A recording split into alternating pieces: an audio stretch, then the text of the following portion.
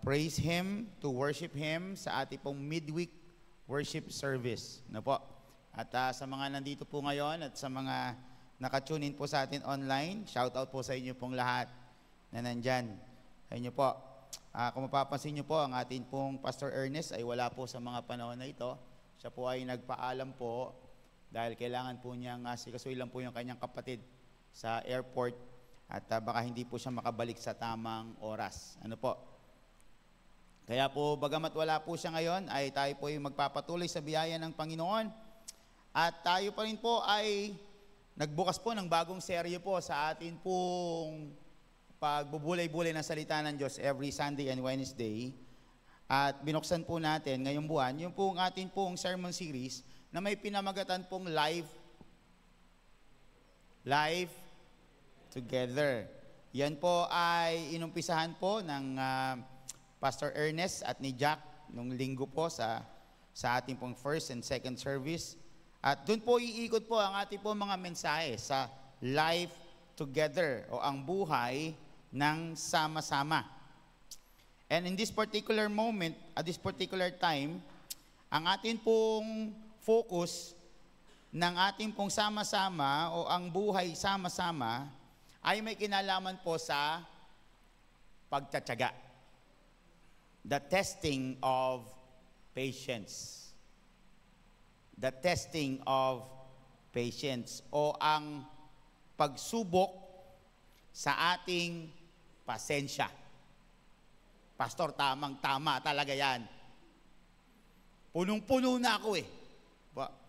O ang pagsubok sa ating pagtatyaga o ang pagsubok sa ating mga pagtitiis. Mag-amen nga ang mga nagtitiis dyan. Hiyang-hiya naman ako sa mga asawang lalaki talaga naman. Ano po? Tayo pong lahat ay tumayo para po sa pagbasa ng kanya pong mga salita.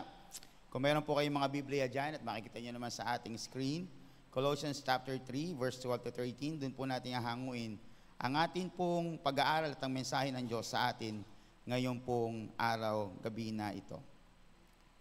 Yamang kayo'y hinirang ng Diyos, banal at minamahal, dapat kayong magkaroon ng pusong mahabagin, kabaitan, kababaan, kahinahunan, at pagtatiyaga.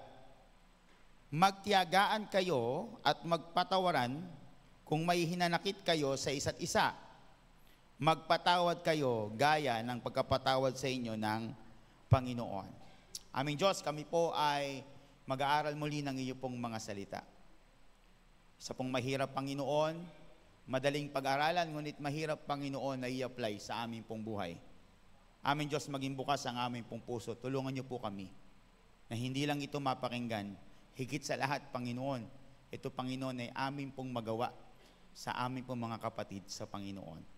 Purihin ka at sambahin ka sa pangalan ni Jesus. Lahat tayo magsabi ng Amen. Paupo na po tayo. Isa ho sa gusto niyo pinag-usapan ho natin yung pasensya. Madalang ho sa atin ang may mahabang pasensya. Kung pasensya ho ang pag-uusapan, ay hindi po yun ang akin pong kanga nila ay best traits. Hindi po yun ang aking pinakamahusay na katangian. Yung pagiging pasensyoso. Tanungin niyo po ang aking asawa, marami ho siyang masasabi. But I think, lahat po tayo ay may mga temperament, lahat po tayo ay nag-i-struggle sa bagay na yan. At para malaman mo talaga kung gaano kahaba ang iyong pise, para malaman mo talaga kung gaano ka kapasensyoso, I would suggest mag-asawa ka. Amen. Amen. Kung sa tingin mo, pasensyoso ka na, kung sa tingin mo matiisin ka na, kung sa tingin mo ay mahaba na ang iyong pasensya at mahaba na iyong pisi, watch until the time that you get married. Dahil kung meron mang susubok ng iyong pasensya, walang iba yon kundi ang iyong magaling na asawa. Kailan mo ba ilalagay sa tamang damit, sa tamang drawer, ang mga damit mo? Kailan ka kukuha? tumahimik ka nga, tumahimik. Manahimik ka. Talaga ganun eh, no?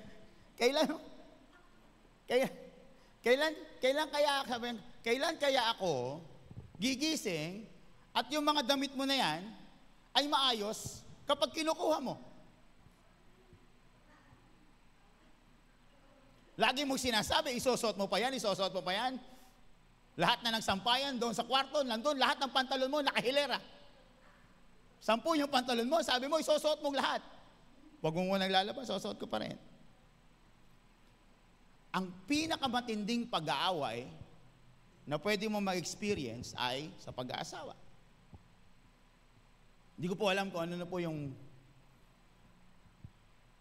pag-aaway namin dalawa, hindi ko na po matandaan. Maglalayas po yan eh. Sabi ko, maglalayas ka, hindi ka marunong mamasahe. Hindi ko kami nagbabatuhan ng plato. Ewan ko ho kayo. O natatawa si nanay. Mel, palagay ko pati yung pambisitang plato ay naitapon eh. Naiba to eh. Ang pinakamatinding puot minsan ay nasa mga pag-aasawa. At kapag nag-asawa ka, kung gusto mo talaga na matest ang iyong pasensya, I would suggest, mag-anak ka. Magkanak ka ng 3. 2 babae, 1 lalaki. Walang labis, walang kulang. Matetesting talaga kung gaano ka kapasensyoso. Sapagkat ang asawa ay a handful na yan na sa pagtsatsaga, dagdagan mo pa ng anak, lalong matetesting ang iyong pagtsatsaga. And I think parents are the most patient people in the world. Alam niyo bakit mga anak? Bakit kami ang pinakapasensyoso sa lahat? Alam niyo kung bakit? Dahil hanggang ngayon, buhay pa kayo. Dahil sa sobrang tigas ng ulo ninyo. Sa totohanan lang. Nagpipigil lang kami. At magpasalamat kayo, humihinga pa kayo ngayon. Gusto namin na kayong lumukusin sa aming mga kamay. Kung pwede lang. Ang babait nyo kasi. Then you become a family. If you want your patience to be tested, magbuo ka ng isang pamilya. At dito po sa ating church, we call ourselves as a family.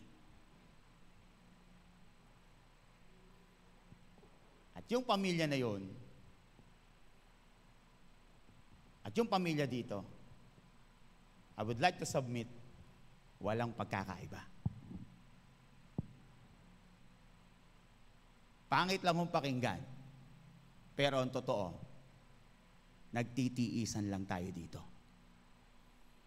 Sabi mo sa katabi mo, nagtitiisan lang tayo dito. And I don't mean it in the bad way. I don't mean it in a negative way. Kaya mo sa tinitiis ang isang tao, bakit? Bakit ka ba nagtitiis? Pastor, ilang tao na ako nagtitiis dyan sa tao na yan. Wala namang binibigay sa akin yan na kabutihan sa buhay ko. Pero ako nagtitiis ako, ba't ka ba nagtitiis kasi? Bakit? Ayun, mahal nyo kasi. Di ba? Kaya ka naman kasi nagtitiis dahil mahal mo. Kaya ka nagtsatsaga kasi mahal mo. Ang tanong, kung mahal natin ang ating kapatid sa Panginoon at hindi mo siya matiis, hindi mo siya mahal. Sapagkat kaakibat ng pagmamahal ay ang pagtsatsaga. At ngayong gabi mga kapatid, sa maiksi po nating pag-aaral, sa 26 na minutong natitira sa aking pagtayo sa inyong harapan, nais po nating tingnan, paano po ba natin mapagtsatsagaan at mapagtitiisan ang isa't isa. Paano ba natin mapapahaba pa ang ating PC? Lalong-lalo na kung ang kapatid natin sa Panginoon ay nasaktan tayo nung araw, sinasaktan pa rin tayo hanggang ngayon. Tayo ay tinawag upang magtiyaga at magtiis para sa kanila. Ang una po natin mga kapatid, ay nandun po sa first line po natin, nagsabi po doon, isuot ninyo ang dapat kayong magkaroon ng pusong mahabagin, kabaitan, kababaan, kahinaunan at pagtatiyaga. Sa ibang salin po, makipasa po natin, isuot ninyo ang pagmamahal, ang kabaitan, ang pagkahabag, ang kahabaan, ang kahinahunan, at isuot ninyo ang pagtatiyaga. Sa wikang English po, ay put on patience. Isuot ninyo, ilagay ninyo sa inyong mga sarili ang pagtatiyaga. Ang sabi ho natin, ang pagtatiyaga ay hindi damdamin, kundi ito ay isang desisyon. Kung ikaw man ay magtitiis, ito ay hindi isang damdamin, kundi isang desisyon. Dahil wala ka naman talaga nakitang bagay para pagtiisan. Wala ka naman talagang bagay na nakita para pagtiyagaan. Ngunit you decided to yourself na kahit ako ay nasasaktan at kahit ako ay kanyang sinasaktan, pagtatiyagaan ko siya dahil siya ay kapatid ko sa Panginoon. Tuwing papasok po tayo sa ating bahay-sambahan, sa ating simbahan, dapat tayong magbihis ng patience. Gaya ng pagsusuot ng damit. Kapag wala ito, madali tayong mairita, masaktan, o mainis.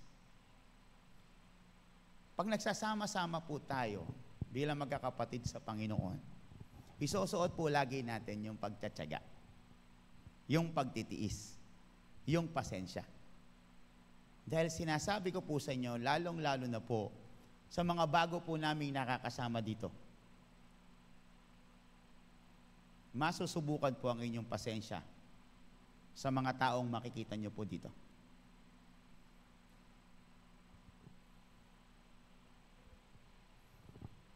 Meron po tayong salita, ang tawag ho doon, matitisod. Ay! Ang sama naman pala ng ugali nung nagsisimba doon sa area E. Kala ko ba naman mabait yung pala. Di naman pala. Ay, ba't ba napakasuplado naman nun? Di mala ako binabate. Ngayon, kabago-bago ko dun sinisita na agad yung damit ko. Ano ba naman yung church na yan? Ano ba naman yung mga tao na yan? Now, hindi ko po ginajustify sila. Maaring tama sila, maaring hindi. Ba't ka nasita? Maaring hindi naman talaga totoo na masama ang kanilang ugali. Baka naman na misinterpret mo lang. Baka naman masyado ka namang sensitive. Kanga nila ay balat, sibuyas. Baka naman masyado kang balat sibuyas. Check mo rin ang iyong sarili. Pero ang sinasabi ho natin, mga kapatid, when we want a life together, at ang kalooban po ng Diyos ay sama-sama ang ating buhay, pagsamasamahin tayo at magkaroon ng isang buhay sa kanyang presensya,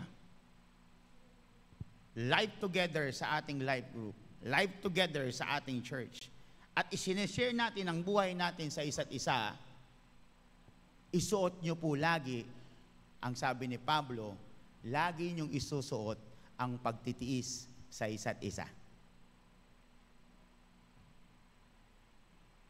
Sa mga matagal na po dito sa iglesyang ito,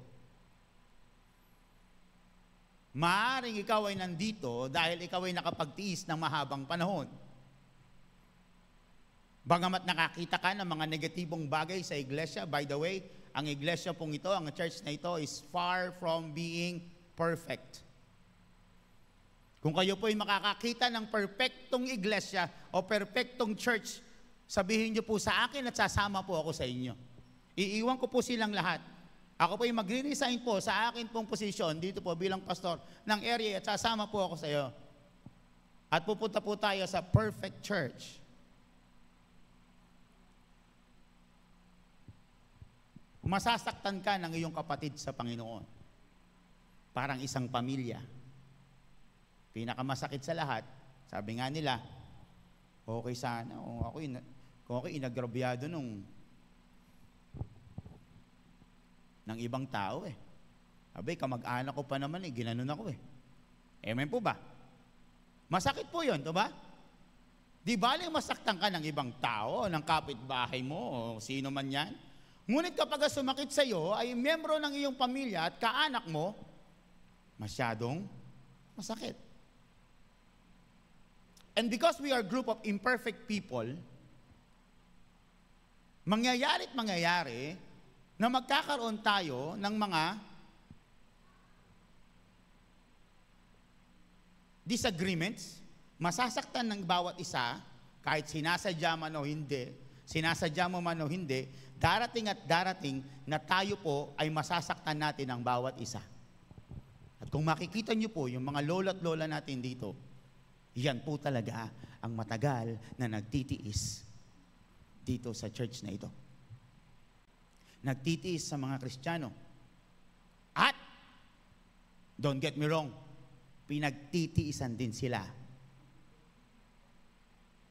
Mga lola at lola namin, mahal ko po kayo, ha?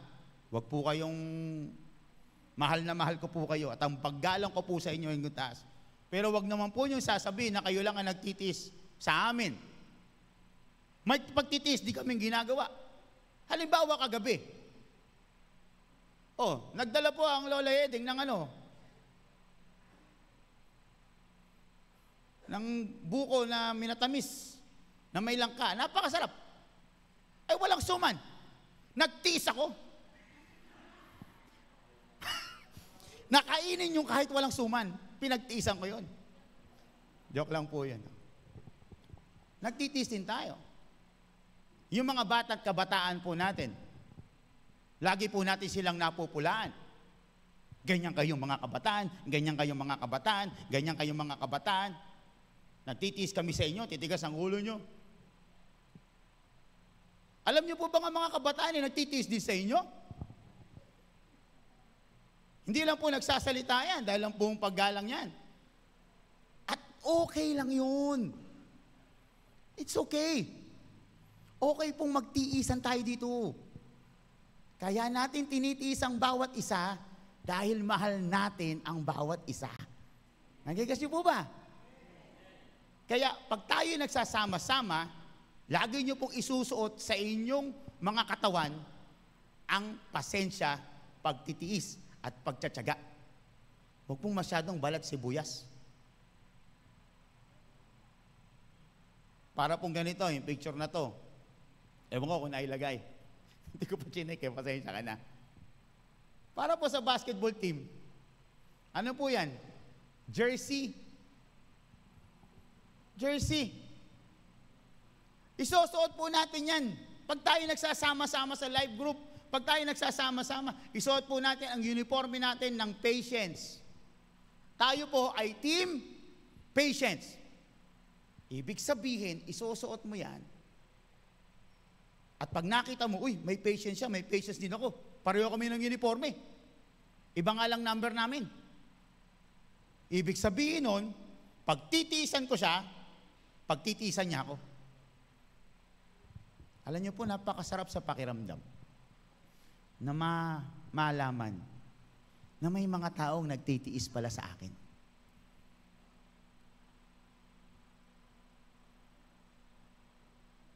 Napakasarap po malaman ng mga kabataan na yung mga matatanda, kahit naiinis na sa kanila, nagtitiis pa rin sa kanila. Lalong-lalo na po mga kapatid, yung mga kapatid nating matitigas ang ulo. Marami po yan eh. Amen po ba? Kasama po kayo dun eh. Amen po ba? Kasama din ako. Yung mga tipong hanggang ngayon, ilang beses mo nang ini-invite, ayaw pa din. Bible study tayo, ayaw pa rin. Magbago ka ng buhay, ayaw pa rin. Tumigil ka sa bisyo mo, ayaw pa din. Ang tigas ng ulo. Gusto mo na sumuko. Gusto mo na bitawan. Isuot nyo po ang uniforme ng pasensya. Team patience po tayo. Sabi ng Panginoon, isuot ninyo ang pagtsatsaga. May tanong po ako sa inyo pong gabi, sabi ho doon, handa ba akong magsuot ng pagtsatsaga ngayon o gusto ko lang ng perpektong mga tao? Handa ka bang magtiis sa isang imperfect church? O ang gusto mo ay isang perfect church? Kung ang gusto mo ay perfect church, wala kang makikita. Ang meron lang is an imperfect church with imperfect people na nagtitiisan, nagtsatsagaan, at nagpapasensya sa isa't isa. Pangalawa, sabi ho doon, hindi lang po magsuot ng pagtsatsaga, ang sabi ho doon, magkasama sa pagtatiyaga. Magkasama sa pagtsatsaga. Ang sabi ho doon, ang sabi ni Pablo sa verse 13, magtiyagaan kayo. Magtiyagaan kayo. Ang tunay na community ay nangangailangan ng pagpapasensya sa kahinaan ng iba. Hindi lahat ng mabilis ay mabilis matuto. Hindi lahat parehas mag-isip. Pero tinawag tayo upang maglakbay ng magkasama, hindi magkahiwa-hiwalay. Tingnan niyo po yung picture na to, mga kapatid. Sino ba mahilig sa ganyan? Sino ko dito mamundok? Sino dito gustong sumama sa akin sa balagbag? Yan. Ako po ay mahilig po dyan. Si Ate Roselo kasi hindi masyadong mahilig eh.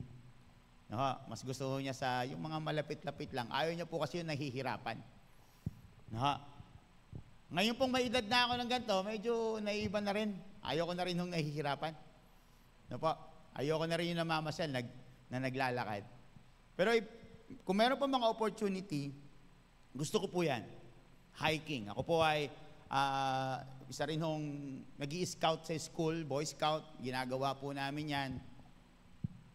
Kami po ay malapit sa bundok. Kapag from time to time mayroong pagkakataon ay namamasyal po kami. Kapag tayo ay namakit sa bundok, sa mga lakakit sa bundok, of course, ang pag-akyat po dyan, pag nag-hiking po kayo, meron dyan malalakas. May bit-bit pa nga. Kung makaakyat, wagas. Meron naman, sakto lang. Akyat ng konti, pag nahirapan, papahinga. At meron din sa pag-akyat natin sa bundok, ay yung mga hila-hila natin. Hindi ho kasi sila masyadong malakas, nakakumukha mo. Kaya sila ay hinihintay mo at iyong naalala ko po, nung kami po ay nag-ride sa Aurora, Dingalan. Yung mga nakarating na po doon kasi doon sa may mga, ano ba yung tower? Ano ba yun yung umiilaw sa Dalampasigan? Ano tawag ko doon? Tower? O, yan. Apo.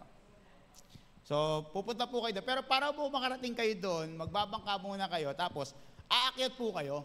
Nagkataon po, I think around November po kami pumunta doon, medyo maulan.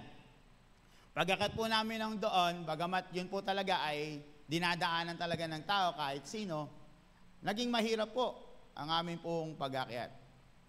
Nagkataon po ako po ay may co-teacher na yun po ay ninong po ni PB yun.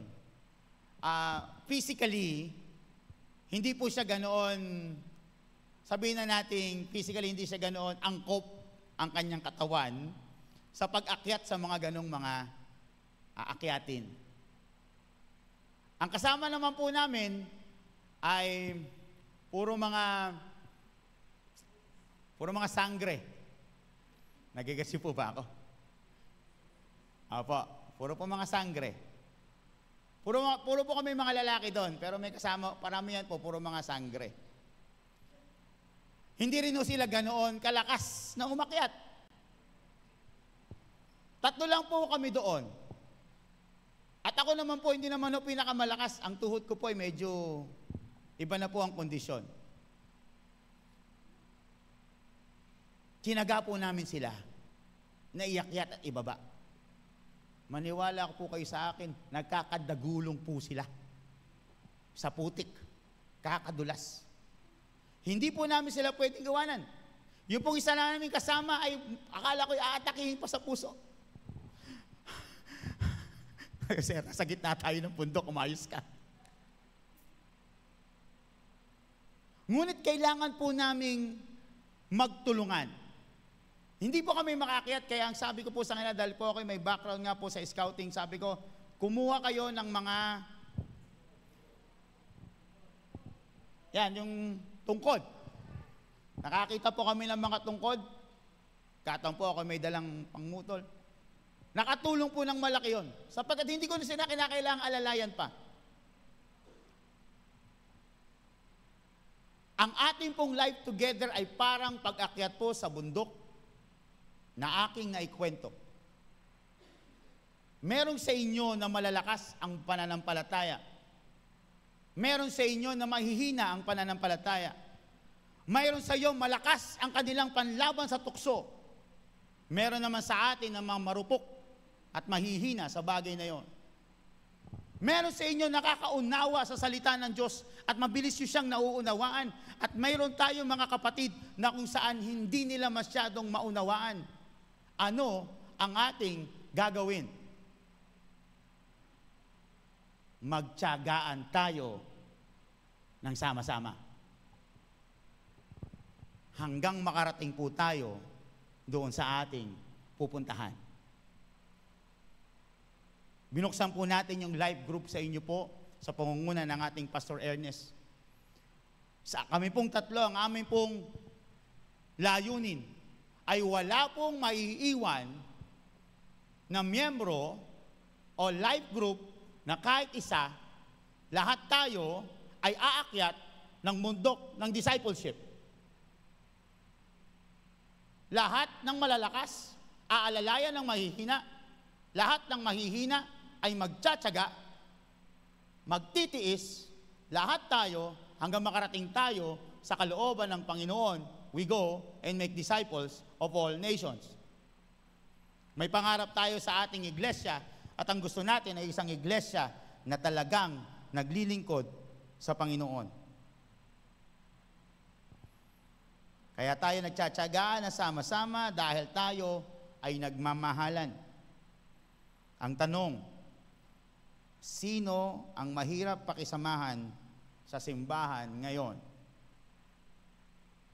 Huwag mo nang pangalanan, isipin mo na lang. Kung kami ni Jack at ni Pastor Ernest, praise the Lord. At least alam namin. Sino ang mahirap pakisamahan sa simbahan? Baka naman siya ang ginagamit ng Diyos para hubugin ang iyong pag-ibig.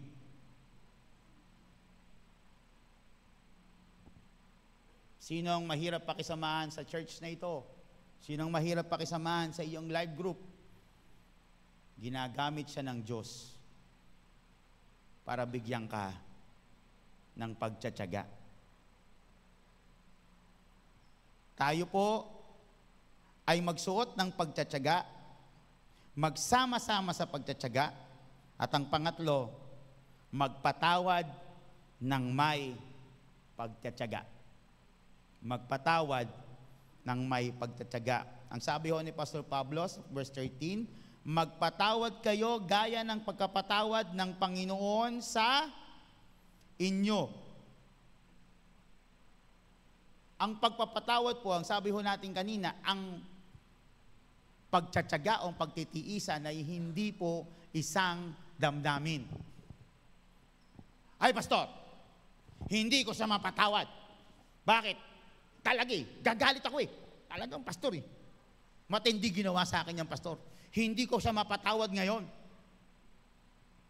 Galit na galit ako, pastor eh. Masyadong masakit yung kanya ginawa eh.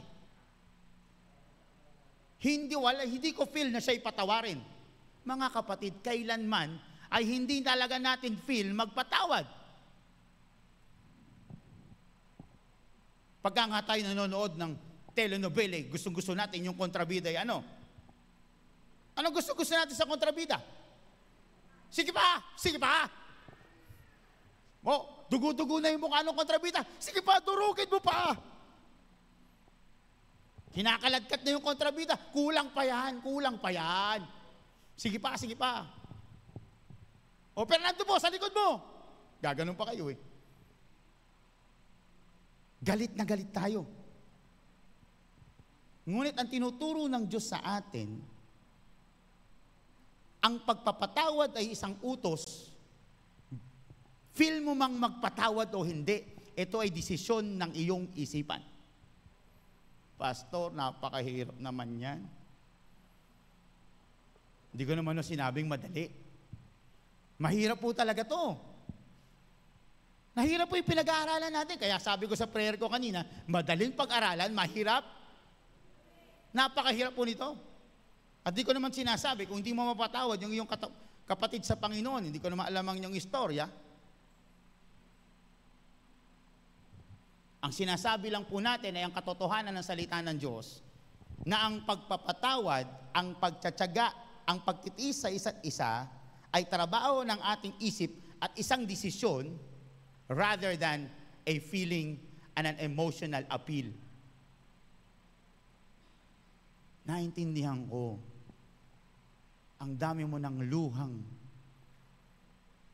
napatak at umagos at masyado kang nasaktan. Tandaan niyo po, ang pagpatawad ay dapat ginagaya natin ang pagkapatawad ng ating Panginoon. Ang sabi po doon, habang ang Panginoong Hesus ay nakapako sa krus ng Kalbaryo, ang sabi ho niya, Ama, patawarin mo sila sapagkat hindi nila alam ang kanilang ginagawa. Lord, labo mo naman. Alam nila ang kanilang ginagawa.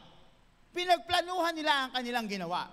Alam nila na ikaw ay walang kasalanan. Alam nila na ikaw ay talagang Diyos. Alam nila na ikaw ay hari. Alam nila na ikaw ay talagang karapat-dapat sa lahat.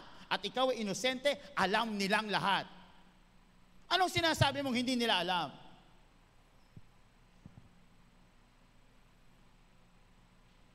Panginoon, alam po niya yung ginawa niya sa akin. Alam po niya yan eh. Lord, yung ginawa niyang pag-agrabyado sa akin, yung kasama ko sa church na yun, alam niya yun eh. Ito sabi ng Panginoon, patawarin mo sila sapagkat hindi nila alam ang kanilang ginagawa. It is an appeal to God. Meaning, Lord, pagpasensyahan niyo na. Kasi, baka naman pwedeng pagbigyan niyo pa. Lord, alam ko naman marami nang sablay itong taong to eh. Matigas ang ulo nito eh. Pag sinasabi ng Panginoong Hesus, Ama, baka naman po pwedeng konting panahon pa, magbabago din yan.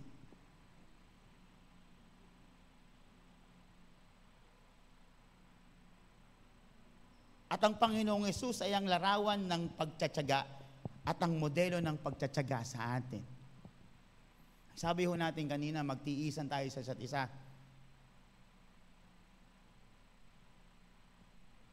Ang di po natin naintindihan, ang Diyos ay nagtitiis sa atin at nagtsatsaga sa atin matagal na.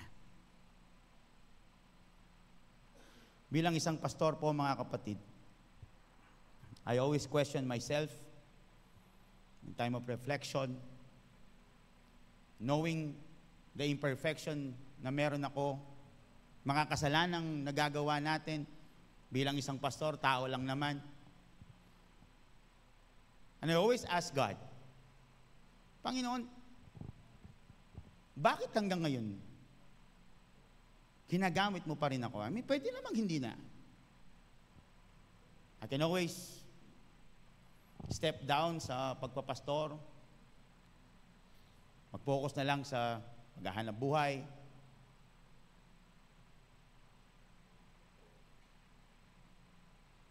And one thing na aking napatunayan sa aking buhay, ang tiyaga ng Panginoon sa akin. Ang tiyaga niya sa akin. He gives me chances and chances. At hanggang ngayon, binibigyan niya pa rin ng oportunidad. Okay lang yan. Sige lang. Kamali ka, nadapa ka. Okay. May pinagagawa ako sa iyo, gawin mo. And sometimes, nangangako tayo sa Panginoon, Lord, promise talaga, Lord, maglilingkod na talaga ako, gagawin ko. And most of the time, we fail. Sumasablay tayo lahat sa Panginoon. Empty promises after empty promises.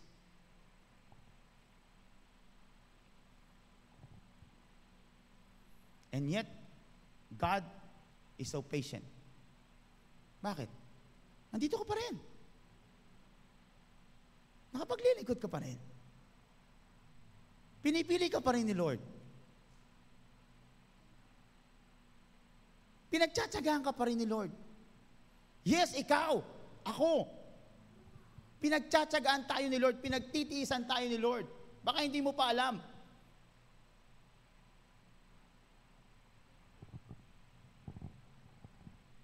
God did not wait for people to say sorry to Him. Siya ay namatay knowing na may mga tao na hindi magbibigay sa Kanya ng thank you.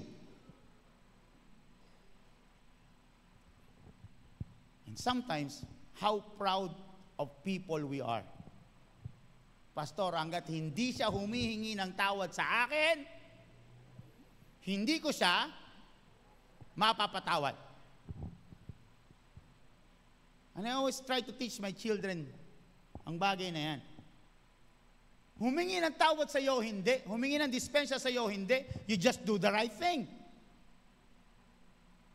Ay, pastor, hindi. Hindi humingi ng tawad sa akin yan. Eh, paano kung hindi humingi ng tawad nga sa iyo? Ano ang gagawin mo? Mabubuhay ka sa galit at pagtatampo? Every Sunday, uupo ka dyan, hindi mo mapatawad ang iyong kapatid sa Panginoon? Tatanggap ka ng banal na hapunan, knowing na hindi mo mapatawad ang iyong kapatid sa Panginoon? Aawit ka dito, knowing in your heart na hindi mo mapatawad ang kapatid mo sa Panginoon? Maglilingkod ka, magpipreach ka, magtuturo ka?